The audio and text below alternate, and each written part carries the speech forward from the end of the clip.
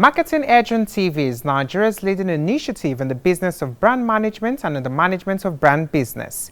It is a 30-minute awesome package that comprises brand news, branding focus, and industry conversation, all in a mix, encompassing thorough and in-depth analysis aimed at promoting the brand idea.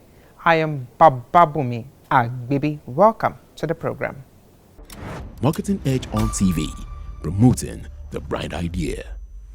We begin with brand news, where we bring you the latest developments around brands and in the field of marketing and advertising in Nigeria and around the world.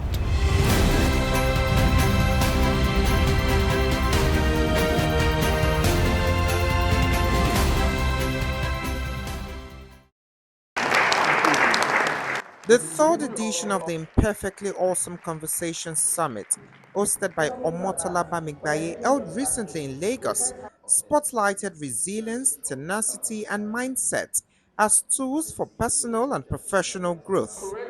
Speakers and panelists include marketing executives and thought leaders such as Abiola Ajayi, publisher of Marketing Edge, Omolara Banjoko of Fresland Kapina, Alex Gomo of Business Max Consulting, amongst others.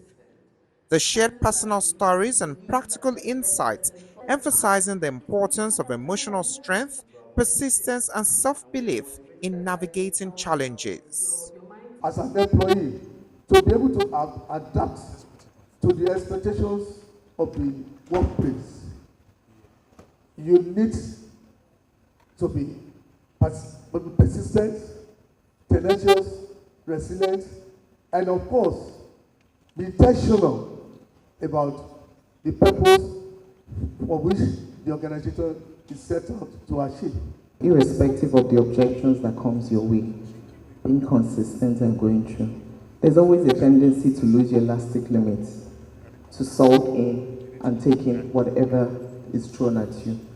But your ability to always bounce back like an elastic rubber band, irrespective, don't break. Just keep pushing and moving on. That's what I describe and term as resilience. The event also featured contributions from Leila St. Matthew Daniel, Dr. Tewa Onosonya, and Abigail Tiwa Olanubi, inspiring attendees to embrace authenticity and the value of becoming what you want to be amidst one's flaws. Life itself will throw curveballs at us, and how we manage those curveballs is what Imperfectly Awesome Conversations is all about. Real life stories, real life experiences, telling us about the fact that yes, there can be challenges, there can be pitfalls, but how we manage them is what is important, and hence Imperfectly Awesome Conversations. This third edition created a space for introspection, connection, and growth, making it clear that the journey towards becoming an awesome you is paved with persistence, not perfection. The Nigerian Communications Commission has launched a nationwide public campaign to protect the country's telecom infrastructure, following a directive by President Bola Tinubu's executive order on critical national information infrastructure. The campaign aims to raise awareness about safeguarding telecom assets from vandalism, theft, and sabotage, while promoting shared responsibility amongst citizens. As part of the move, the NCC is partnering with the Lagos State Infrastructural Maintenance and Regulatory Agency to carry out a tower enumeration project and strengthen infrastructure protection across Lagos. Next is Branding Focus after this break. Marketing Edge on TV, promoting the brand idea.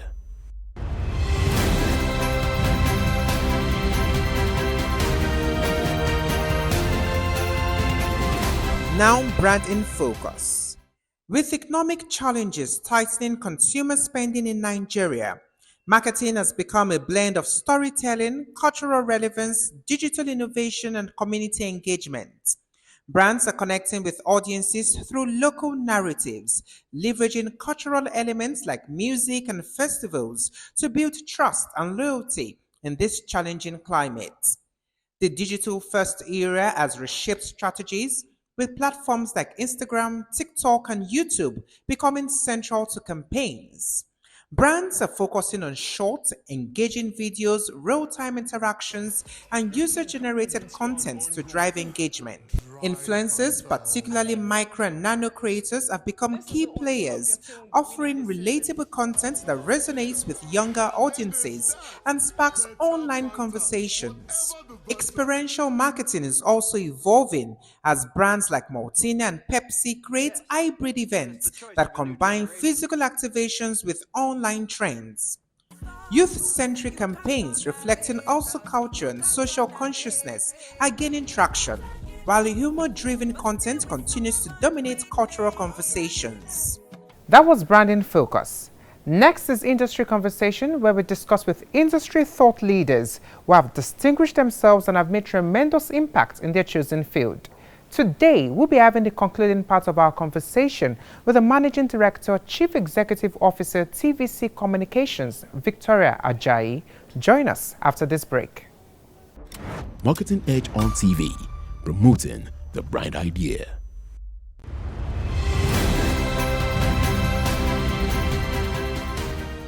I've been speaking with the Chief Executive Officer and Managing Director, TVC Communications, Victoria Ajayi. Thank you very much. Thanks for having me. How do you think the industry can balance the need for free and independent media with the constant pressure of generating revenue and profit? The fact is that the pressure to generate revenue influences press freedom. This is the reason we have a diversified portfolio at TVC Communications. Our news arm is the one that's laden with the burden of providing public with information, independent information, whilst our entertainment arm does not have that burden. Public interest journalism is expensive, and unless we move beyond the current ad-driven models, it'll be difficult for media houses who solely provide news to make money. How do they keep the lights on? How do they pay salaries for their staff? So frankly, he's had to marry public interest journalism with profit making. Thus, having a business unit that provides free and independent media with less pressure on generating profit mixed with other portfolios is the best way to go, which is what we have. We have other things that we can call our cash cows. That's not necessarily TVC News that provides, information, and thus there's no pressure to sensationalize. The news ham is not a cash cow, and that's the way I feel most media houses should go, so that there's no pressure on profit. How can the industry address issues of misinformation and credibility? So with the rise of digital platforms and user-generated content, misinformation has become a serious threat to credible journalism. To maintain trust, media organizations like us must take proactive and strategic steps to uphold accuracy, transparency, and accountability. So I would say we should look at things like strengthening our editorial standards and fact-checking. So enforce things like rigorous verification processes. We have a strict editorial policy that ensures we check multiple sources before publishing. Also create a dedicated fact-checking desk. Have an internal team that checks, or even partner with international organizations like Africa Check to debunk information. What are your thoughts on digital broadcasting, and do you think it poses a threat to terrestrial TV business? Digital broadcasting, it's the future. It's the way to go. It's the future of media consumption. It offers higher quality, a broader reach, and more interactive experience compared to traditional terrestrial TV. In Nigeria, digital broadcasting, which is via satellite, streaming, and on-demand services, it's rapidly increasing amongst our audiences, and they like consuming content that way. And the shift is driven by greater accessibility and convenience to mobile phones, smart TVs, streaming platforms. It also allows for higher content quality. With digital transmission, you can use 4K streaming, HD, whereas terrestrial, we're still on SD, and also more personalized and interactive content, AI-driven recommendations, live chats, instantly, and social media integration that increases engagement. So it provides a lot of opportunity, even better monetization opportunities. You have different business models, SVOD, subscriber-based or subscription-based models, AVOD, which is just ad-supported content, and even pay-per-view, diverse revenue streams. So yes, whilst people feel that, it's a threat to traditional TV, I think there are opportunities there as well. How can a media measure its impact and effectiveness, audience reach and engagement, and also business growth? Follow the numbers. That's what I say. We have a combination of ways we could do this, qualitative and quantitative. But one major one is our audience reach metrics. We all have, the audience measurement that we follow in the industry right now. While some people may not 100%, say they can rely on it, it's what we have right now. And it's the Bible the media planners use. So we all have to check our media ratings. Everyone in the company is conscious, especially the producers, of their shows, of their ratings. So TV and radio ratings, very important. Your listenership, your viewership, where are you on the belt, and how are you faring compared to others on that same belt. Another way to check your metrics or your business metrics is if you look at things like how you're faring in the industry. So we also look at business impact metrics, like your tangible results, ad revenue and sponsorships. Are businesses coming back to you? Are brands coming back to you? Are you getting more direct sponsorships? How is your subscriber growth and retention? Are there increased subscribers, for you if you have certain, memberships? And so you also have things like brand sentiment and influence. Do you get audience feedback from surveys? What do they say? And so these are some of the metrics that you can use to check your business metrics, whether people are coming back to you to do business with you. You can also do like cultural influence or competition and industry awards and recognition. I mean, in every industry, there will be, winning journalism, entertainment awards, or brand excellence awards. TVC, for instance, has won many awards in the past years. And we use that to check, ourselves. For instance, we have the #1 most powerful woman in journalism in the company, and she's been #1 for 2 years straight. It shows you the pedigree of people that we employ and the people that we have in the company. So these are ways you can check. There's certain awards that you feel are very, very important, like awards on investigative stories, investigative journalism stories. I know that we won a Wole Soyinka Award on an investigative story. So that way you can really check how you're faring in the industry. I mean, the latter is more qualitative, but there's a lot of quantitative metrics that you can use to check how you're faring. You have all these boxes ticked. Does TVC Communications, do they have challenges? We do have challenges like all other businesses in Nigeria. We are equally dealing with inflationary pressures. As a media house, we have to have constant power supply on because we need to, deliver news and deliver entertainment and stories to people. Like during COVID, we were also working throughout because just like the health workers, people want to know what's going on. So we weren't one of those who were at home. We were actually working 24/7, and therefore that's put a bit of pressure on us as media houses, 24/7 power. Also with the increase in fuel costs, we have correspondents everywhere around the country. They move around. Even those here in the headquarters have to gather stories. So fuel costs, just like any business, power, fuel are things we deal with. But there are some things that are very peculiar to us in media. And that's one, the shift in advertising revenue to digital platforms. So advertising revenue is still important, but there's a shift to digital platforms. And also, it's a heavily credit-driven industry. So where it takes almost 90 days for us to get paid, by media agencies, we have to pay our suppliers 30 days. So we have 90 days receivable, but we have 30 days payable. So that's quite challenging for us in the industry. Some are general, some of these challenges, while some are very peculiar to us. How is TVC Communications ensuring quality and credibility and also maintaining the trust of its audience? So quality and credibility. Well, for us, I can give 2 examples. There are many ways, but fact checking is very important for us. Fact checking and balance. So for fact checking, we have a dedicated team responsible for verifying sources of information such that even if the news is the most trending one, if it's not from a verified source, or we didn't witness it ourselves, we won't break the news. You know, that verification is very important for us. Second is balance. Contrary to popular opinion, we ensure we hear from two sides of the public. We would bring party A and also bring party B, because if you don't do that, you don't give room to party B to speak on the same topical issues, you could be heating up the polity.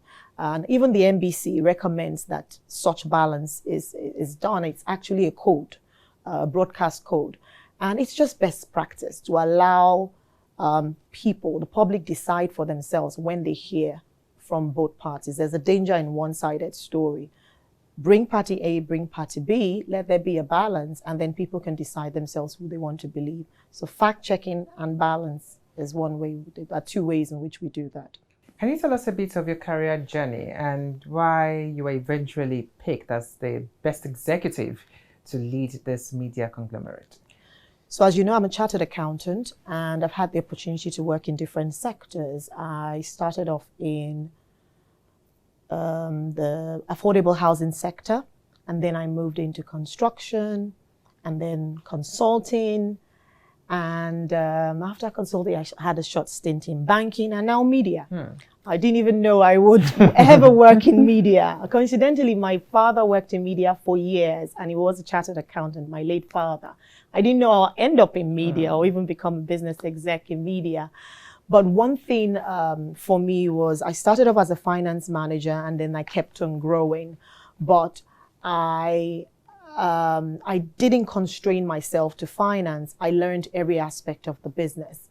And so that, I believe, has helped because I knew almost all the stakeholders in the business, from clients, because my team led the receivables team. So I knew clients when it comes to those who are bringing in the revenue. Suppliers, I knew, stakeholders in terms of, the board members, I knew. So I kind of had access to the necessary stakeholders throughout my journey. And it was almost like opportunity meeting preparation. But the key thing there was, it wasn't just about my knowledge in the industry.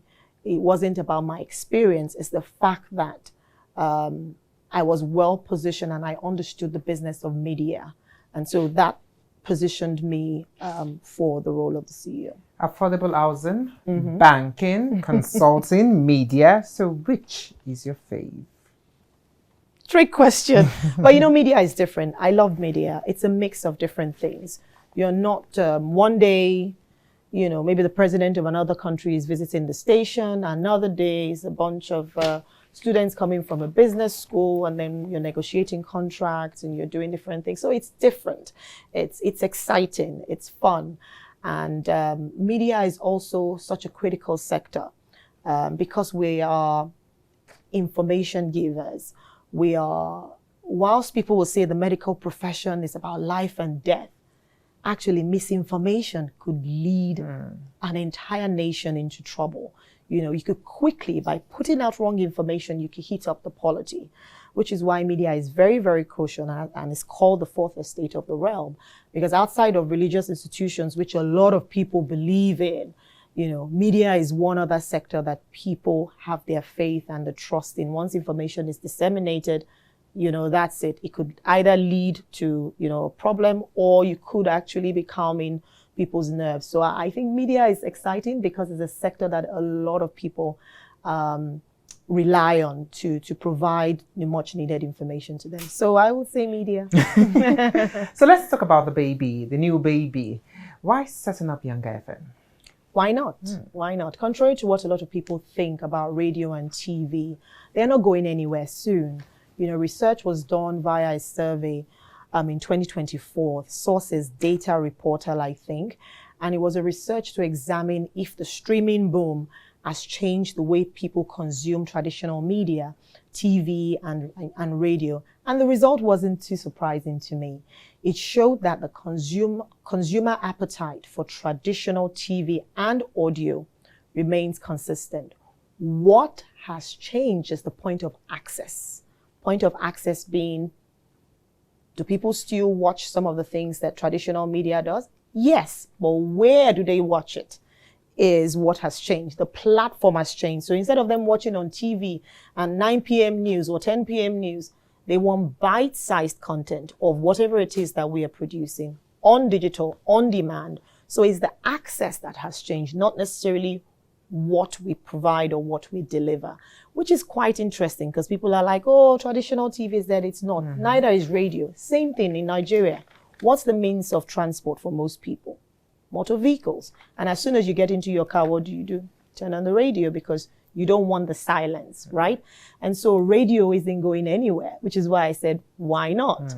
You know, and so for that reason, yes, I believe there is room in the market for us to grow, and which is why we have chosen to start another one. But why Yanga itself and why a pigeon radio station?